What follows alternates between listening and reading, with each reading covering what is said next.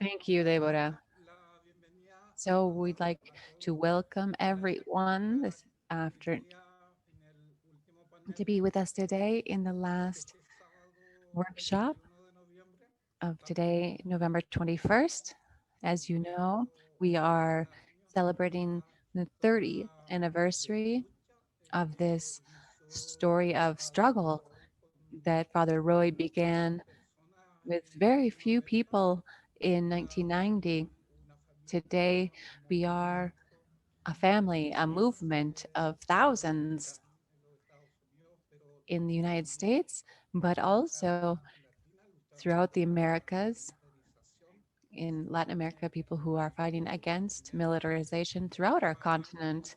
And so this panel will talk about social protests and militarization and repression in our Abya Yala, in our Mother Earth, and the continent that is of all of ours. It's all of ours. And today, people are struggling for their autonomy. They're fighting for their territories. They're fighting for a respect of all human rights of the people. We have with us today Ana Lilia Felipe Pichardo from Mexico. And we also have with us Laura Rojas. She's from Nicaragua and Costa Rica. And we also have Luz Marie Pancha from Colombia. And so first, I'd like to open up the floor to Ana Lilia Felix Pichardo. You have 15 minutes, and she has a degree in political science, and she's a participant in the Abajo la izquierda, down into the left collective, and she's also a member of the Somos Abya Yala platform, the We Are Mother Earth platform. So welcome, Ana Lilia, and the floor is yours. Thank you so much, Pablo. First, I'd like to congratulate SOA Watch for your 30th anniversary. You have been carrying out very important work, not just as a movement in itself, but it's also a celebration for Latin American people, because I think we all have lived the consequences, the negative consequences of the military training throughout our America and our countries. And so we're happy to be here. Thank you for inviting me. And it's also a pleasure to share this panel with my colleagues who I think have a lot of important messages to share. And so I'm going to talk a little bit about the context of militarization in the current context in Mexico to understand a little about what this means for the current social movement and the communities and the people who are struggling and resisting in their territories. So first, I'd like to say that Mexico has a long history of military officers in the streets. This is something that's very clear in our collective memory as of 2006, when the war against drug trafficking was declared, with Felipe Calderon was president. And from that time, the military officers never went back to their barracks. So for us in northern Mexico, it was something that was very clear how, in reality, this opened up a wave of brutal violence against the communities and the neighborhoods. And so the official story was also that the people who were disappeared and murdered were people who had been involved. That's the rhetoric that was used to justify the violence, when in reality, many of these assassinations and disappearances were carried out because the Marines and the Army started having this public security role. So in the current government, I think a lot of people thought that there would be, that there would be a reversal of this process, because that was the logic and the discourse of the current president. However, what we're seeing, what we are witnessing, is that an increased militarization, the greatest militarization in Mexico in recent times. So at the beginning of the current administration, there was some constitutional reforms to be able to carry this out, both with a budget and also with the creation of um, a new entity with police functions with the National Guard. And to do this, there was a constitutional reform and then some transitionary measures. So this body is allegedly a civil body and a transitional body to return the military to the barracks. What we see is a very different logic. And first, it's because this National Guard is made up mainly by military people from other bodies, from the military police or ex agents from the preventative federal unit. So the civil part is only in the name. What has also happened is that this government has had this discourse that says that we're facing a recession and we need to have this Republican austerity. But this hasn't been reflected in the military budget that has actually increased. And so to share some numbers with you, for 2021, the executive proposal was to increase by 18% the National Guard budget and an almost 16% increase the National Security Secretary budget. These are huge numbers. These are for the National Guard.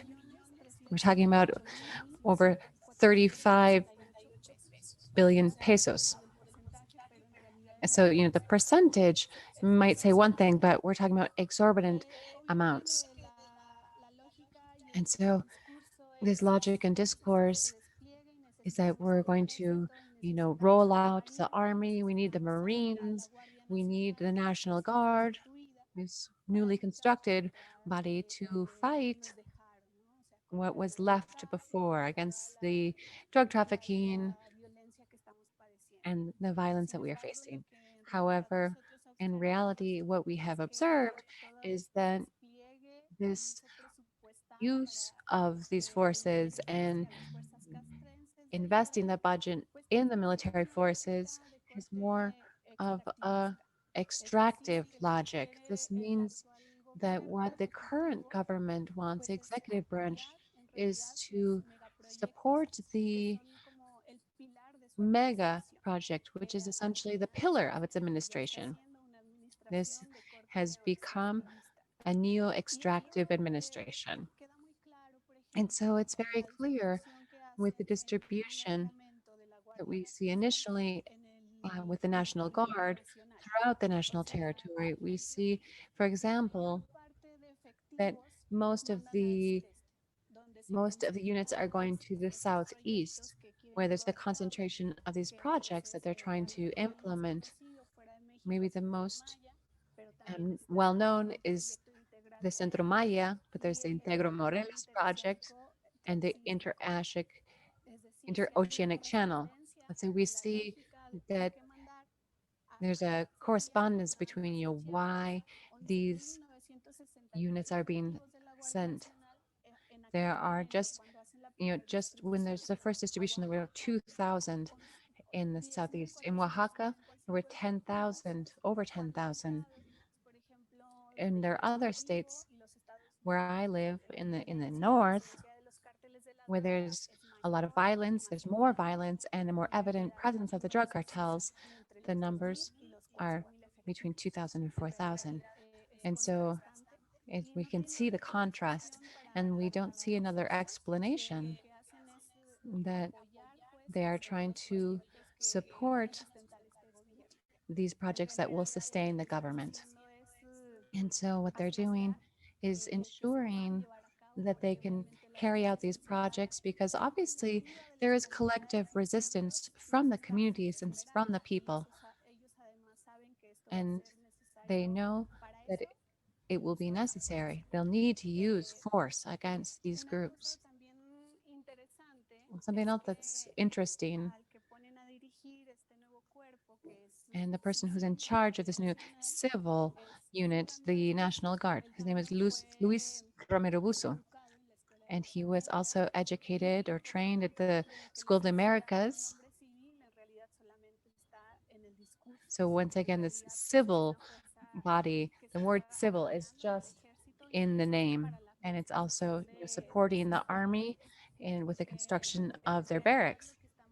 Because in reality, what we are witnessing is that there's a reorganization where these forces are never going to return to the barracks, as we mentioned before, and that was part of the demands before the prior governments to say, go back, send the military back to the barracks. But with this new efforts with the National Guards, there won't be barracks for them to return to because what they're doing is they send them out into the region is they're building new barracks.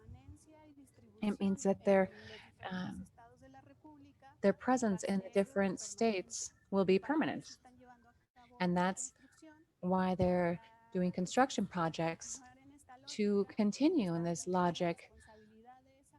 And who's responsible for these construction projects is the Secretary of National Defense. And so the National Guard in reality is being supported for its training, for the construction of the barracks, and to have more units within this body. And so now we see this budget that I mentioned for 2021 of 112 billion pesos. It's almost 16% more than this year. And so the function for the army, their pillars for the administration's projects. So for example,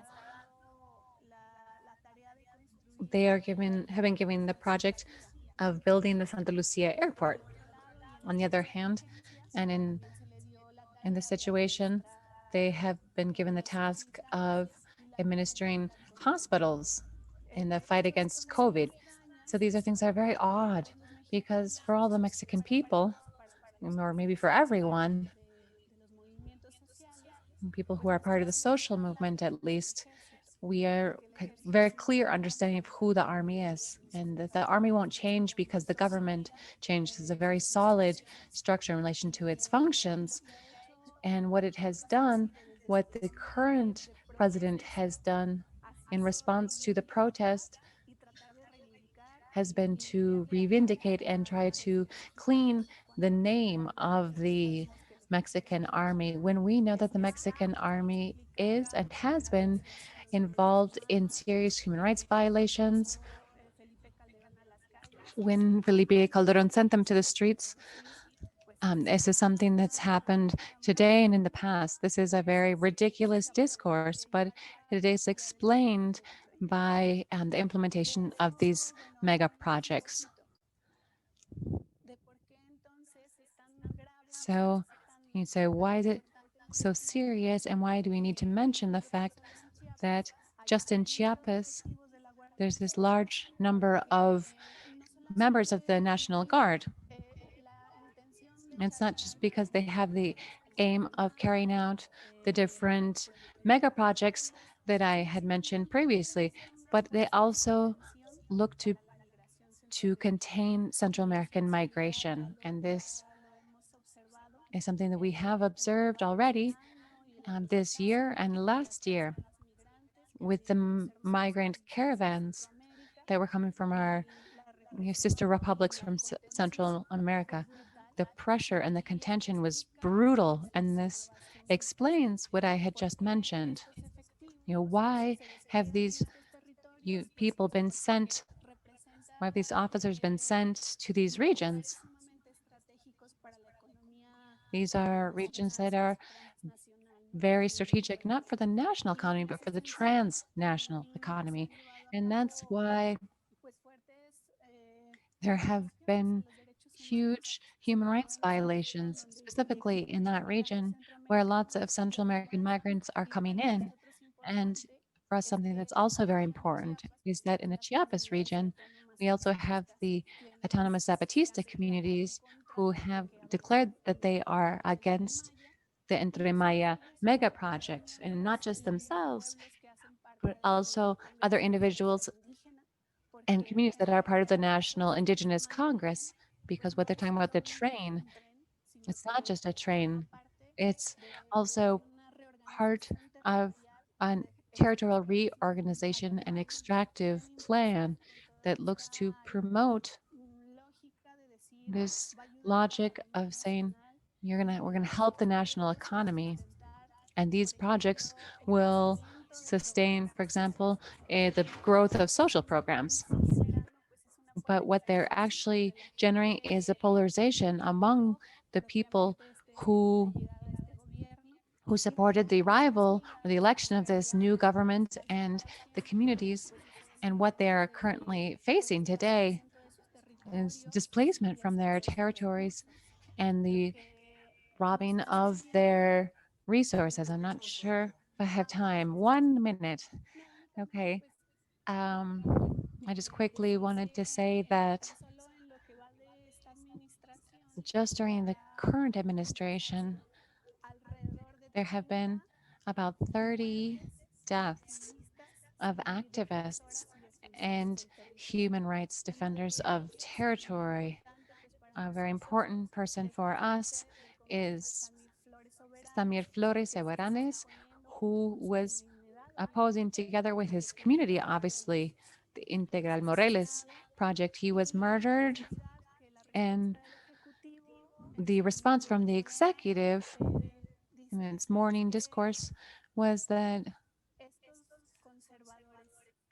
these conservationists that say that they're on the left. This is something that's very serious because the communities who risk opposing,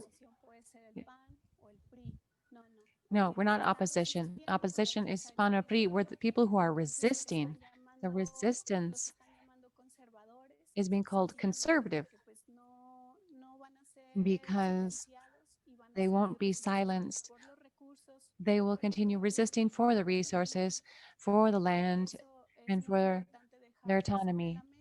It's important to say this. And now, in the other space, we can maybe go into more detail. Thank you so much. Thank you, Ani. Thank you for your message. I think it's important to remember that just last week there was a case against a military person for the Ayotzinapa case, for the disappearance of students. In 2016, there have been minimal advances in the case, but the military from the 27th Battalion has. I think it's important to note that Mexico continues sending soldiers to the School of the Americas, and there continues to be a security and military cooperation between the United States and Mexico. Now, however, I'd like to open the floor to social worker and human rights defender. Laura defends the Mother Earth and human rights. She is part of the network of the Free Network and also the Observatory for People's Human Rights, which is a special alliance. Laura, you have the floor. It's a pleasure to have you with us. Thank you, Pablo. It's a pleasure. Thank you to all the team for this space. It's very important to uh, show what we've been doing and what we've been living through historically. This has cost us a lot. We are trying to see what are can be the mid and long-term strategies, because unfortunately the repression dynamics that we're living in these countries keep us in a responsive attitude. the capacity of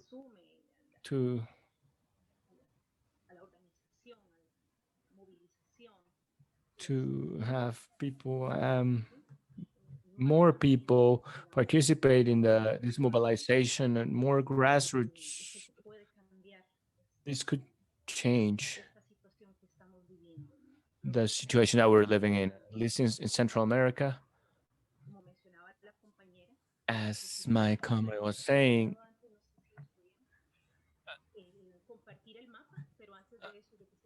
before anything, I would like to tell you that in Guatemala, we are in a nationwide call for the approval of an extremely high budget amidst these two hurricanes that have struck on Central America after the pandemic, after being one of the most unequal countries in wealth distribution.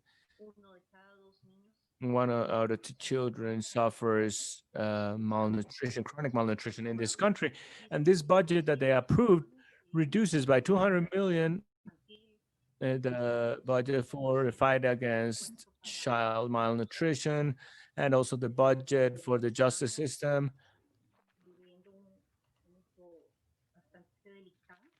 So this is it's a pretty tough times in Guatemala. And we have somehow normalized these situations of repression and the stigmatization of different people and the apathy of people. After kind of assuming this reality as normal, at 2 p.m. there was a meeting at in front of the National Palace, and every square in Guatemala we're demonstrating because we want to change. We want real alternatives to come out of the social movement, and we continue. And I want to make a small recap of our history, because we've had endless military governments before signing of the peace.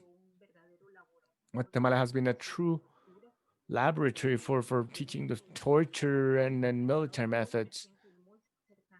It's been quite close to Israel as a military advisor and as an arms and technology provider. In fact, the current government is from the same political party created by military veterans.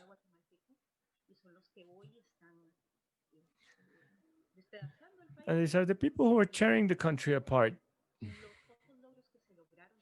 The few things that were achieved after the signing of the peace in 1996, they have been modifying, passing bills that would further inflict harm upon the most vulnerable parts of the population, that continue to maintain the racist structures, excluding people, excluding participation. The groups that were created for social participation and for participation of indigenous peoples were through the creation of departmental development councils or boards, municipal and community development councils that make decisions and that are active in all project approval processes, land use and zoning plans. That's a part of the budget that has just been approved with no kind of analysis, in a very corrupt manner. And here in Guatemala, just to let you know, these times of war, the traditional oligarchy that has maintained power wanted no competition, and so they took the power to the army, and they conditioned, they tried to provide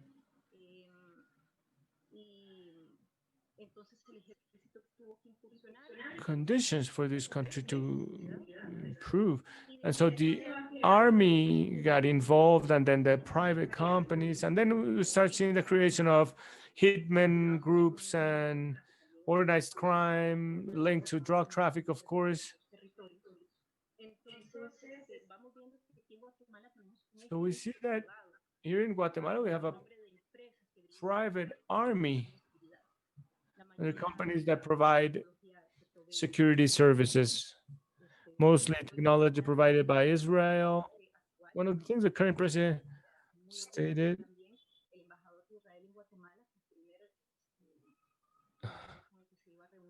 the Israeli ambassador in Guatemala was supposed to reach agreements with our president. And in this government, they were supposed to get closer to us, and they have invested much more in technology. And when they say technology, we know what they mean. And of course, it's become a very strong business to promote the violence and to destabilize the country. Continues to be a business selling guns and armored vehicles and services, security services of all kinds for businesses, for homes. And this is the business they've maintained. This context, that's where we're at now in Guatemala. I wanted to see whether you could allow me to show the map.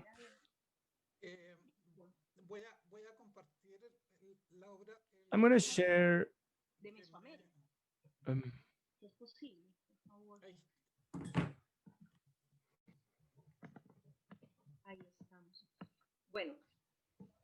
Muchas gracias, Pablo. Es importante it's important to know in Central America how the situation is going, because geopolitically it's very strategic territory. As you can see, if you look at the arrow where there are some lines we can observe. In each of the ocean,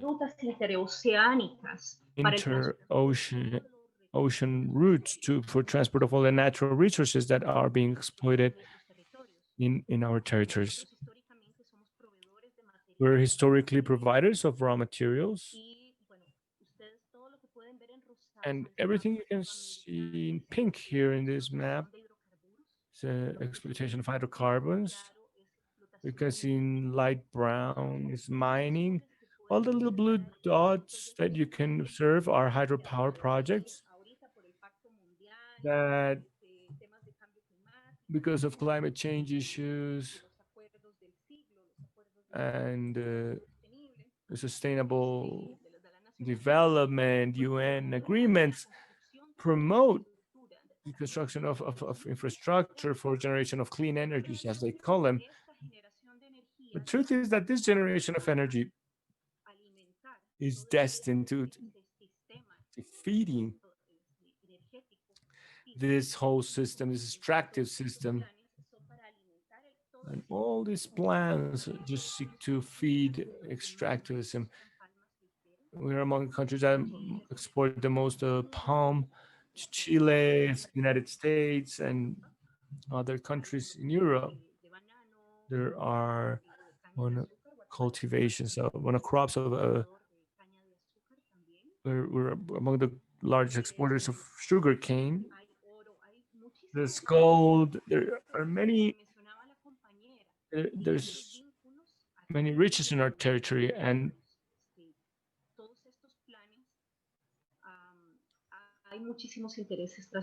there are many transnational interests behind all these plans, and that they're what are really causing this situation and this seizure of the land. Guatemala is among the most unequal countries with the distribution of the land. Around 85% of the land is held by 5% of the population. So just looking at the territory, the poverty situation, all the natural resources and water. There is the sequestration of rivers for hydropower, the displacement of full communities that are left with no land to live, no land to plant. They need to find land. And this legal uncertainty on the land is what keeps constant migration going. And sometimes this migration we see in the harvest season when people need to go however they can to the streets to cut the sugar cane.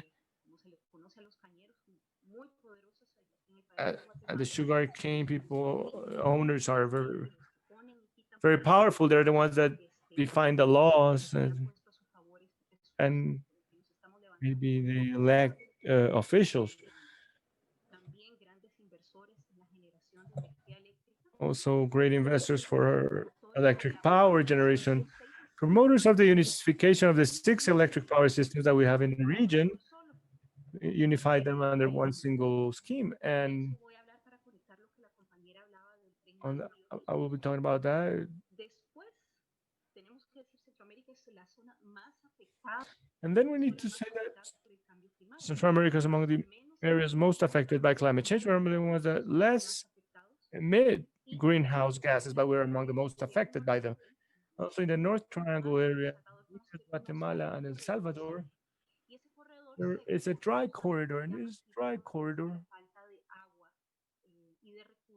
it's of course because of a poor land for planting, a lack of water, and it's also affected by natural disasters. Just El Salvador has 58% of this area. Guatemala, 38% is in this dry corridor. Honduras, 21%. So we're reducing the territory that the population has left.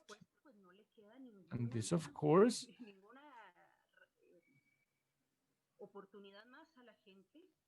and there's no more opportunity for people or no more alternative than to migrate.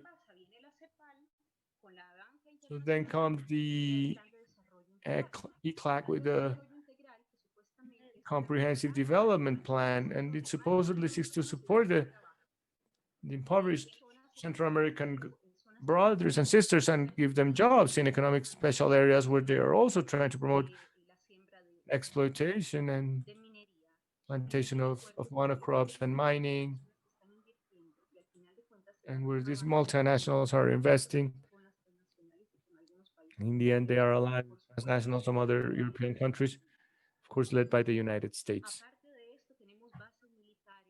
Apart from this, we have military bases, we have the problem of drug traffic. And so the conflict in this region and organized crime and all these structures also used to oppress as a social protest and mobilization. We see how they're reducing the budget.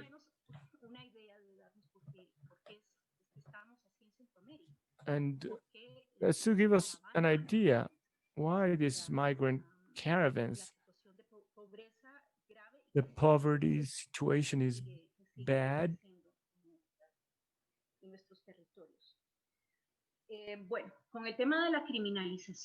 And with the issue of criminalization, for instance, there are several things that I think should be addressed.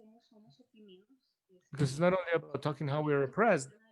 Supposedly after signing of the peace, tools were created so that they can have processes of dialogue. We now have the national dialogue system. The only thing that it's been good for is to collect information from the communities, from the leaders, and criminalize them. Have history of cases that have gone to dialogue tables, and what has resulted are killing, persecution, orders for arrest, and so we need to find positive resolutions for the different parties, for the communities. different forms of repression of the social movement against some protests to defend the territory.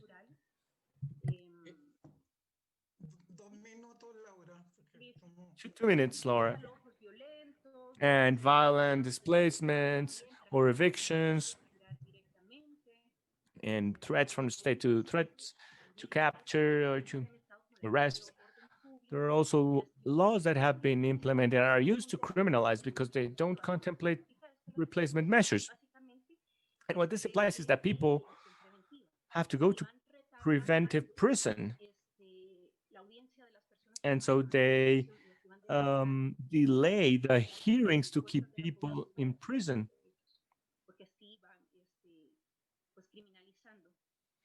And they are criminalizing and judicializing the leaders of movements. So I will leave it at that, but it's also important to know how the support coming from outside and cooperation to help defenders of human rights has not managed to really create a teamwork so that grassroots organizations are not the academics or owners of NGOs or outside countries is to decide what must be the mid and long-term strategy to really solve our real problems. It's very hard because these are people who are not involved in the processes, who are not in the territories, and they are the ones who decide how the money is allocated.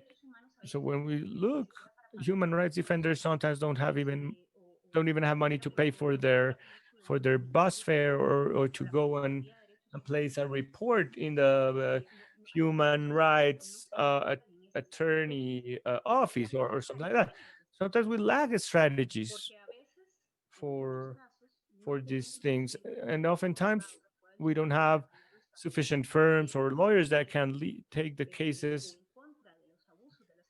against the abuses of transnational companies.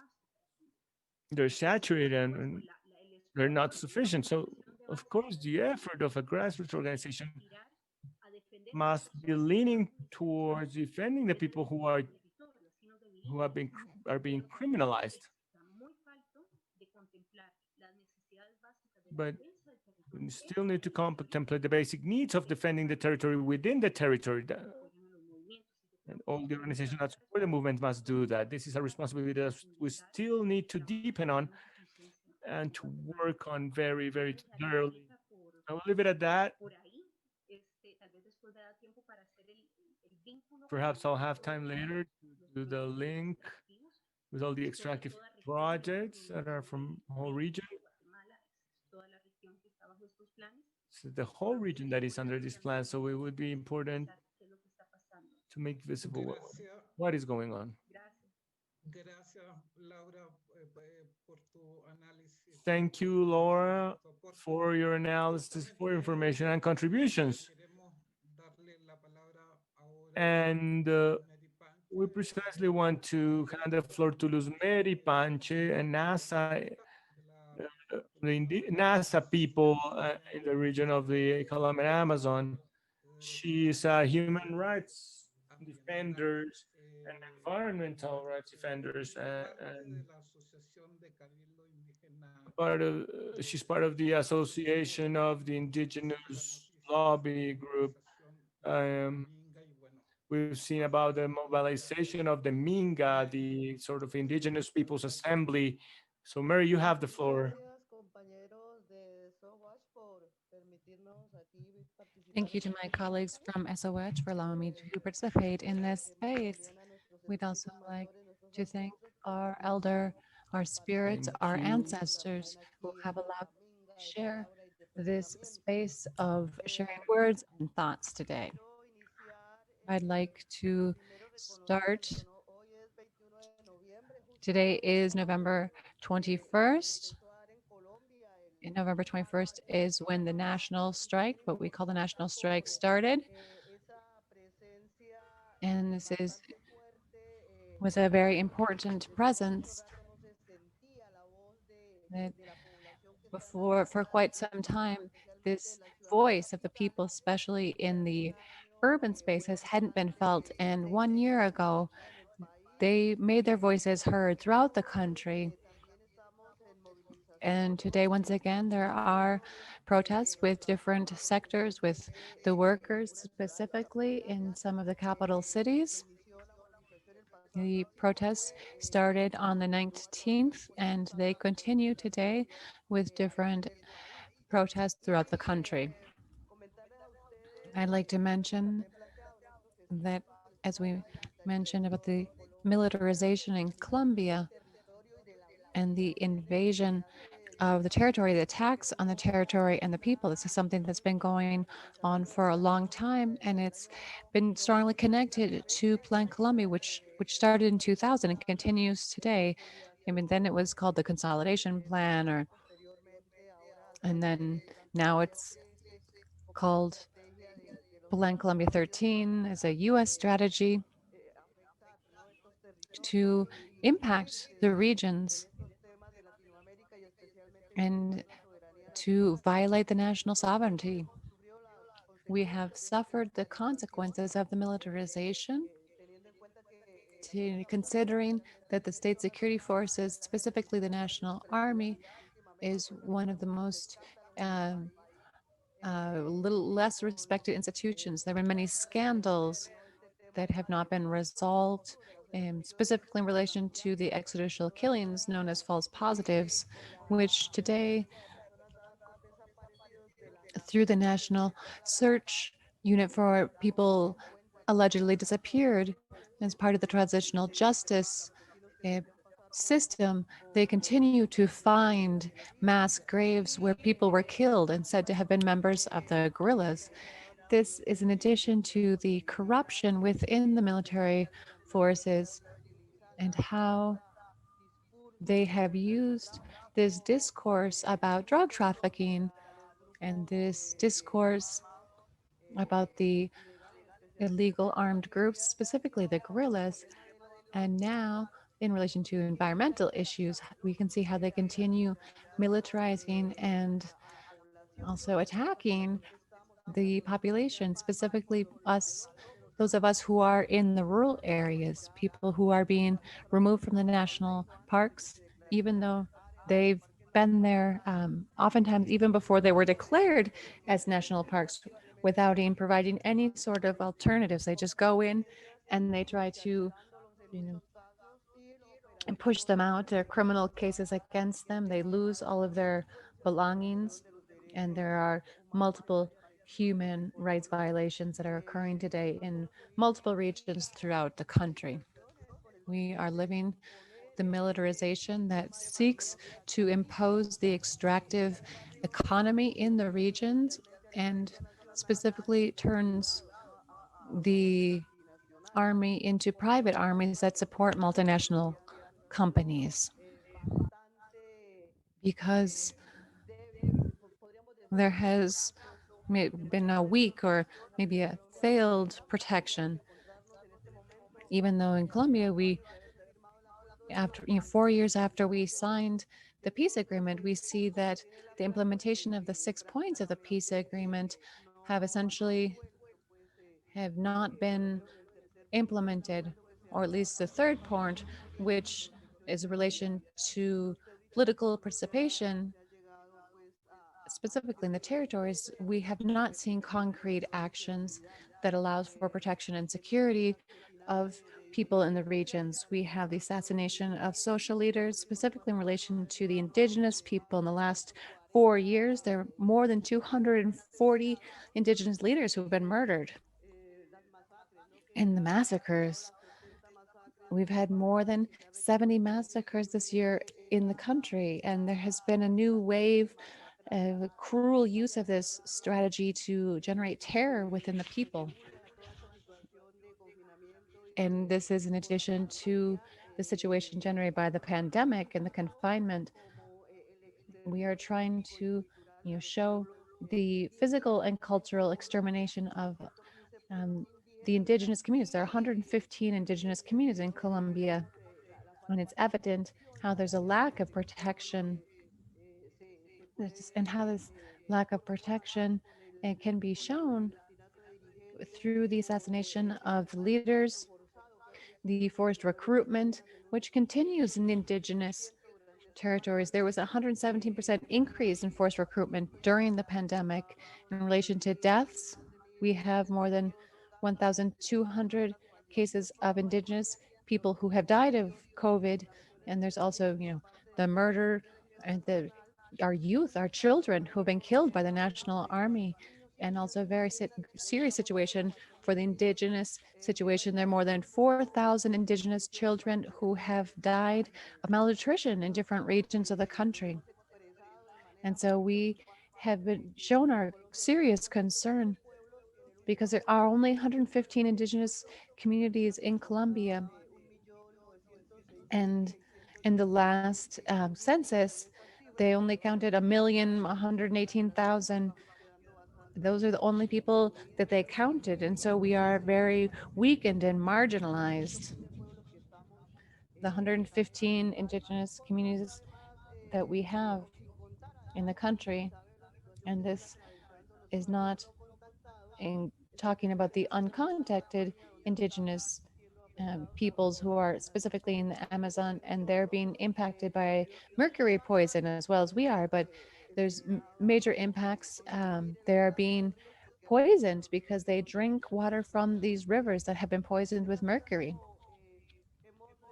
So we have tried to continue strengthen our ancestral concept of the indigenous guard for the indigenous communities and the Cimarron guard for the Afro-Colombian communities and the farmer guard for the small-scale farmer communities, because all of these communities have been threatened by the extractive policies, and we will continue carrying out these different mobilizations and protests as we have been doing since last year, with increased strength to ensure the recognition that our country understands. I don't have any audio. The interpreter cannot continue because there is no sound.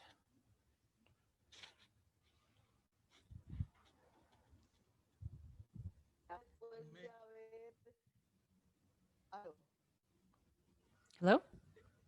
Adelante, te había perdido, Lumeri. Adelante. Go ahead, Marty. We lost you for a second, but we hear you again.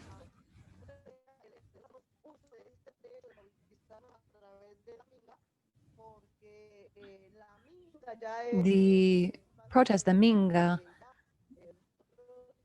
are,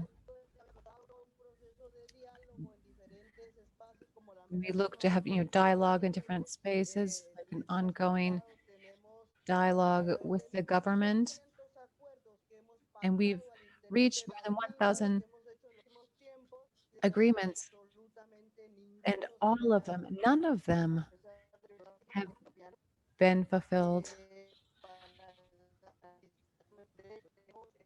This sound is inadequate. I cannot do the interpretation. The public policy, no.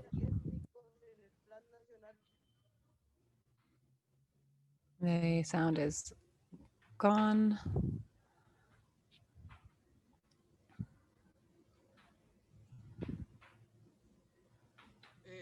Lumeri,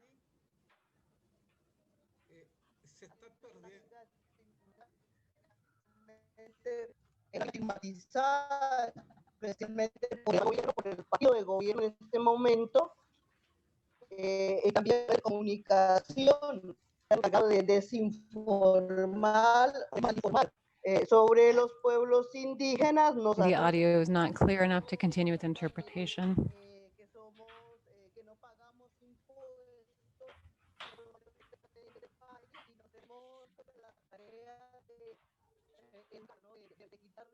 De ignorancia al pueblo colombiano, diciéndoles cómo nosotros sí pagamos impuestos. They say that we don't pay taxes, but obviously we do pay taxes.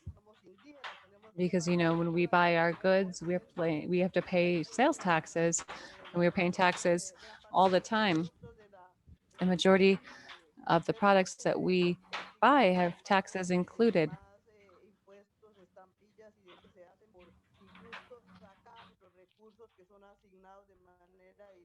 We are not even receiving the resources that are directly allocated to the indigenous peoples.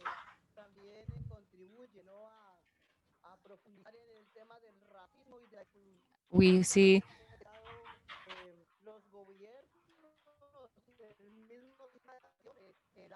the sound is inadequate. As an interpreter, I cannot follow.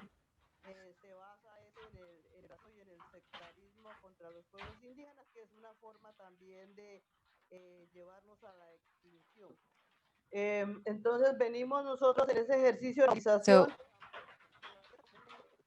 constitucional y estamos diciéndole al pueblo colombiano que es necesario pronunciarnos para defender la vida the porque Colombian people are continuing to try to defend the life.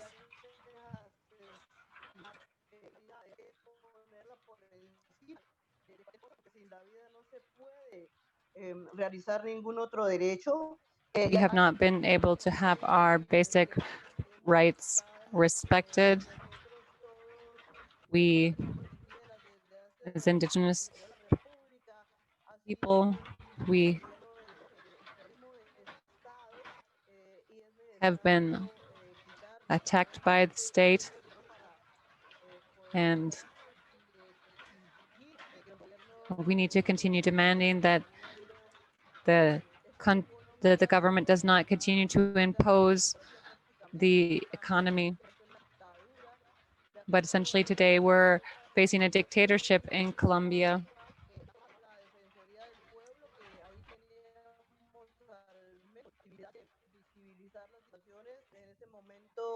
Currently, the human rights ombudsperson says that they are trying to, show what's happening, but we don't necessarily trust the different institutions, government institutions, because the people in charge have been named by the right-wing party. The Attorney General's office has also been named by the right-wing party, and Congress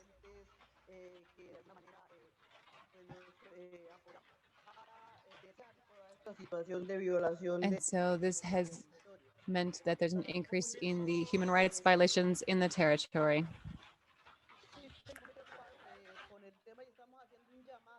So we are calling that international entities such as the UN and the OAS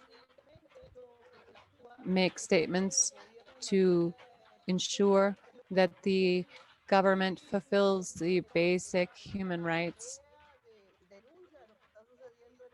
and that they respond to the different complaints that have been filed. And we hope to have solidarity from the communities of the Mother Earth, from the United States and around the world, that they make statements and so that there's a response to this grave situation. Once again, the sound quality is not sufficient to do interpretation. We continue to be in solidarity with the struggles of our people in Peru, in Chile, and throughout the Americas.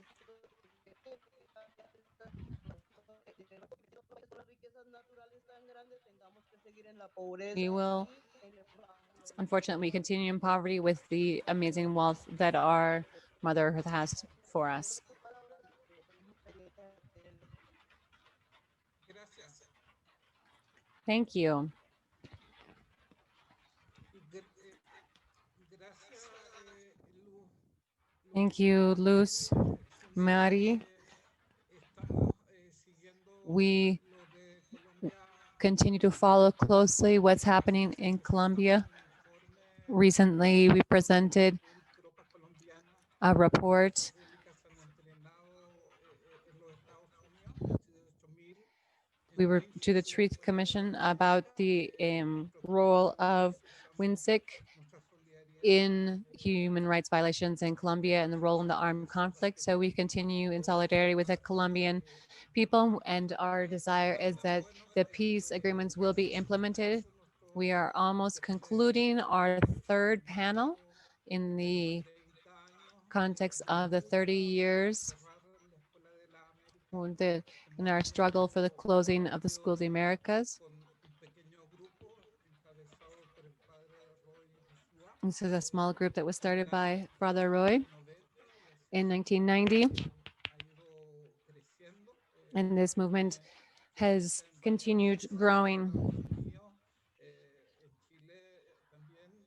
In Chile, we also continue in Central America and Colombia, and we are all working together in favor of human rights with human rights organizations and peace organizations that continue to be concerned about the militarization of our territories. So I'd like to just go around once again, 3 minutes, so you can share your final comments. Annie, can you go? Right, Pablo, thank you.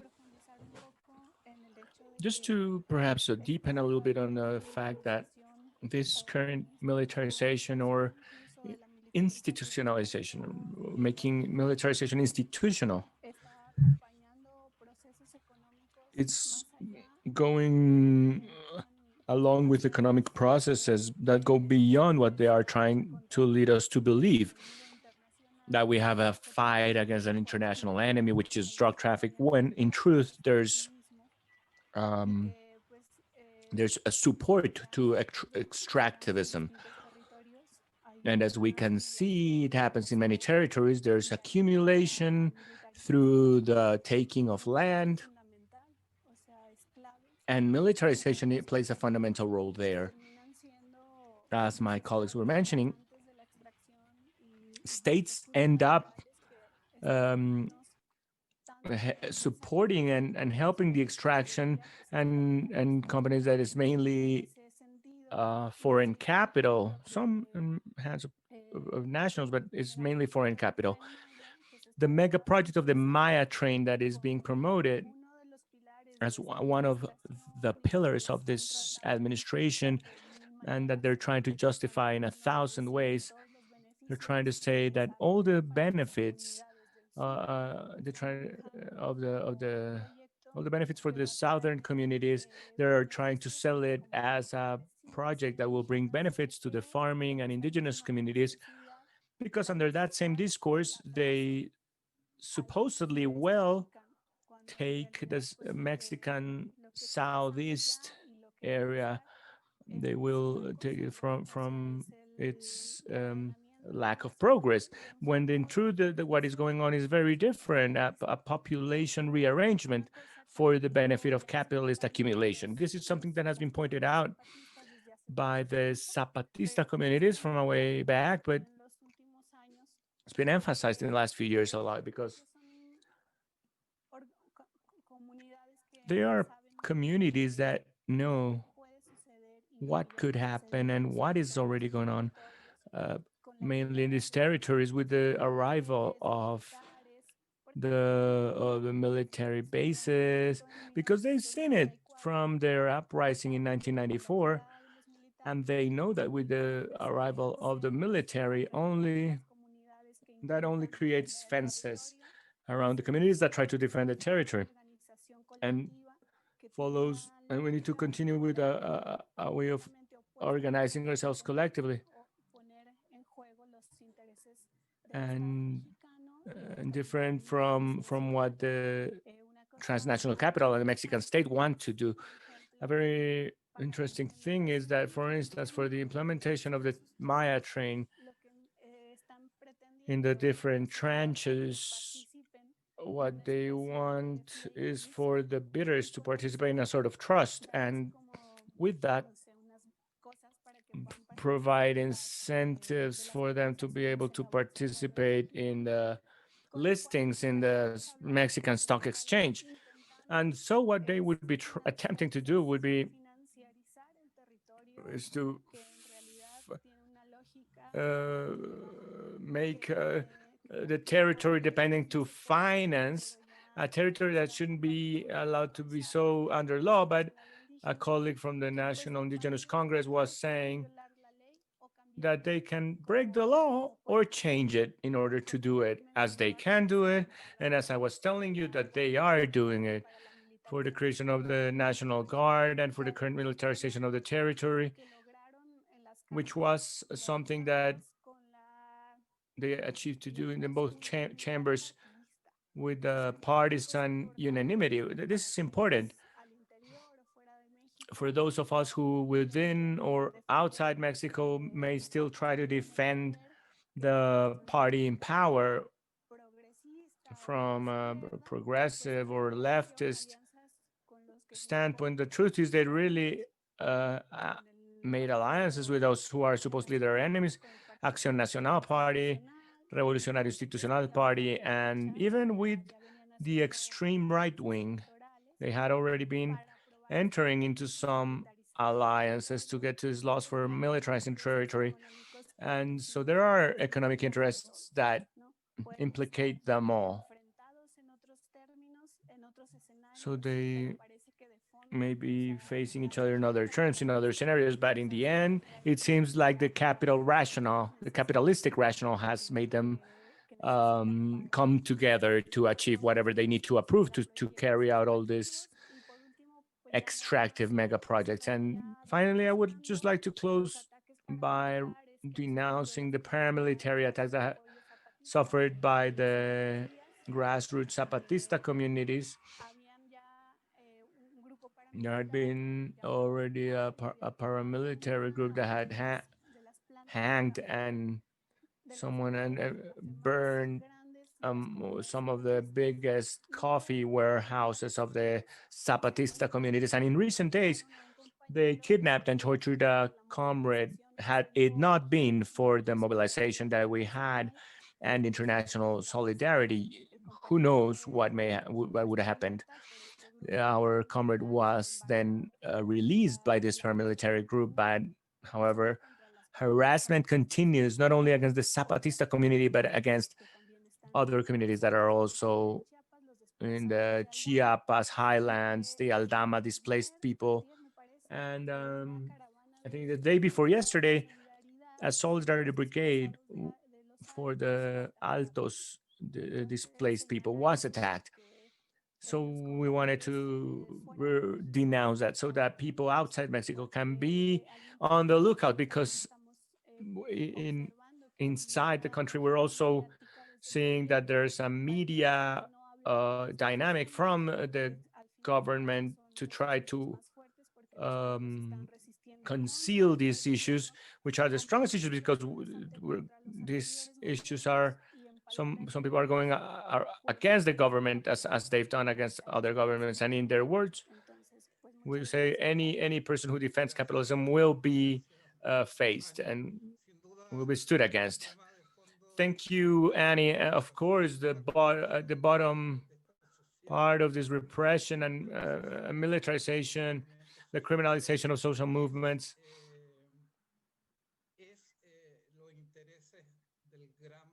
is among the interests of the big capital. I want to give you the floor, Laura, to give us your last opinion, your last impression in 3 or 4 minutes. Right, thank you. As we can see, we do have evidence as a peoples. We've put forth the effort of exchanging information, of attending venues. I am also part of another community of affected communities. There's a company. We also have investment. We have investment from the Bogota Electric Company. We also have some investment from people from Medellin, Empresas Públicas de Medellin, who are also involved in these things. So when we start analyzing who are the investors, how are they being awarded the contracts? Where are all these plans of displacement and death coming from? We realize that there are many similarities and coincidences, but at a LATAM level, I think we have not managed to weave the connections that are strong to prove, to show what we're living through, to show this information on who are the perpetrators and where's the money coming from, how it's managed, who are the companies that provide security to these transnational companies, the famous community development connections, the ones that come in to do the negotiations, the ones that leaked information, or about the NGOs. Well, how's the funding coming from Europe to strengthen institutionality in Guatemala? But in the end, we know that the ministries are only awarding things by violating international agreements, violating the people's rights. They are corrupt in their processes. So, but also, how do the peoples respond, or how are we criminalized as we are being criminalized? Because we have much information, we have much experience after so many years of resistance and struggle. That I was saying that it's so important to be able to share and to build a joint structure and concrete actions. When my comrade was talking about the Maya train, there's lots of issues there because there are many railway branches in Mexico that have to do with this famous Maya train. And the Maya train, one of its lines that goes from, I mean, they're connecting 7 special economic areas in Mexico. Ports in Tabasco, Yucatan, in Campeche, in Chiapas, in Oaxaca, in Puebla, special economic areas. And so that is why they play this such an important role, so fundamental in these connections. All these ports in both sides of the ocean. It was in the case of Central America, we have all these ports and these railway connections. In Guatemala, we have the inter-ocean railway, we have the dry inter-ocean channel, we have the others in construction. In Costa Rica, we have the North Caribbean logistics corridor that connects the Caribbean to the Pacific also. And all these extractive activities that are taking place near that areas, these areas from the Salina Cruz port in Mexico and Oaxaca, there's a gas pipeline. And also in Monterrey, there's a gas pipeline with Guatemalan investors. And the FTAs have made us commit to buy natural gas from the United States. And when I was talking about all these interconnections, we're talking about a continental level interconnection. And Central America is playing the role of serving as connector for the whole transport of energy and the investment and generation of electric power. And when we talk about from Mexico, from Colombia, we try to see who are the investors. We're going to realize the magnitude of these projects, how they are being awarded. And so it's important to come together with the grassroots organizations and the movements to see how we can protect ourselves, how can we get our information, how can we protect the ejidos in Mexico, for instance, or how decisions are made, how are the land zoning plans created, how the population participates in the land use plans, or how can we get official information to be able to analyze and the prior consultations of projects, but also what are the most strategic locations. To set an example, here in Guatemala, we have electric power grids that will be feeding 25 mining projects.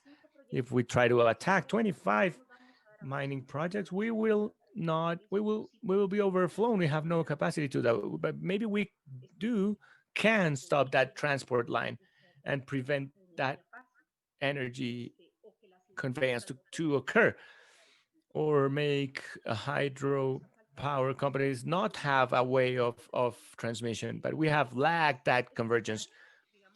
these plans require a level of scrutiny that is hard for us to really be able to see the impact that this will have. But until we have managed to coordinate, and I go back to mentioning the strategies and plans for prevention that can be more effective, depending according to the information that we already have, it is going to be too hard for us to continue looking at this as a matter that is going on only in one of the territories. This oil pipeline, this gas pipeline, sorry, coming from the Tehuantepec, going to Hidalgo City, and that is going to strengthen the Guatemala, Mexico grid interconnection. That is for the going through Central American interconnection grid, and then joins the Panama Colombia interconnection grid, which in the seeks to feed all these hydropower projects that are being implemented in Colombia, mining projects for extracting hydrocarbons. And knowing who is investing in this port, we have a very interesting port of this from Israel. They've been investing in energy production for coal. And so I believe that we go back to the same thing. We're not really finding anything new when we look at the dimensions of the monster we're against. But this needs to go hand in hand with looking at our response capacity of the peoples.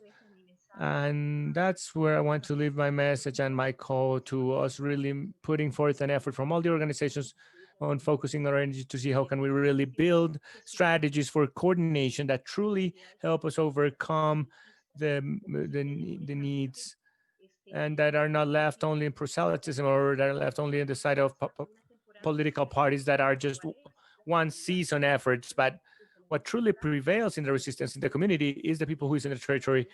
And so that's where I want to leave my message, because it's not a challenge that we are going up against today. This is our history. And to honor our history of resistance, we need to do an assessment and take one step further, and not just be left in reacting and responding to the attacks of the companies and major capital. So thank you, comrades, for the space. Thank you, Laura,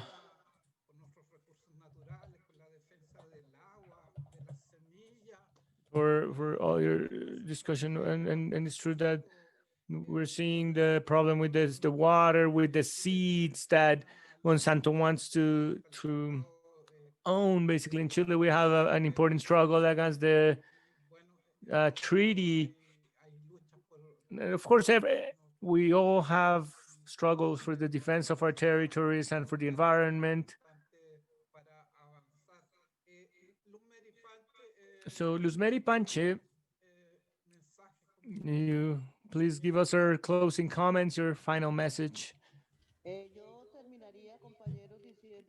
So I would conclude by stating that we have declared ourselves as the guardians, as the people who care for life and the Mother Earth, for the Amazon jungles, as the lungs of the world.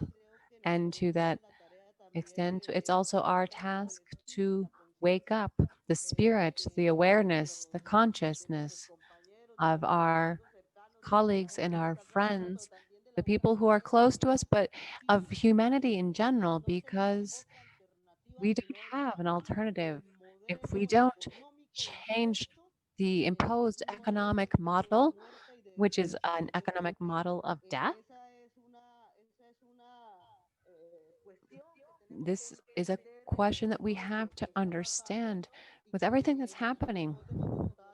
And so it's our task to build and work specifically in the regions and throughout the regions to defend this life, to defend life, the existence of humanity and the planet itself. And so I think this is something that we need to understand, and we need to construct economic alternatives and governance alternatives from ourselves, from the base. Because if we continue waiting for the governments, the central governments or international entities are going to protect us, then we are destined for destruction with our planet. And so our task, and I agree with what Laura said, that we need to weave these strategies to understand ourselves not as a countries, but as a whole, as a planet, to be able to, make these file these complaints. The death and destruction has a name. It has a last name. These are people with bones and flesh and names, and we need to work together, because oftentimes these are the same entity, the same people who are carrying out the same acts of violence to support, and they place above the interest in human life their economic interests. And so that's what the task we have before us. We need to continue weaving through our words and our spirit and our thoughts this defense. And so I make a very important call for what the women, the youth, the children are doing. We are appropriating, and we are taking on our backs. We move forward with everything we can do for our territories and for our planet. That's the vision that we have, and we are willing to fight the fight that is ours. And we have a huge opportunity. And from the Colombian Amazon, we will continue defending our territory. We'll continue weaving these proposals, constructing proposals, and we will continue to be in contact, to continue together defending and denouncing everything that's happening in our territories, because we don't have a lot of time. We can't wait another 500 years to start our work. There won't be options left. So we have to start today, and it's essential to maintain our dignity in the struggle. And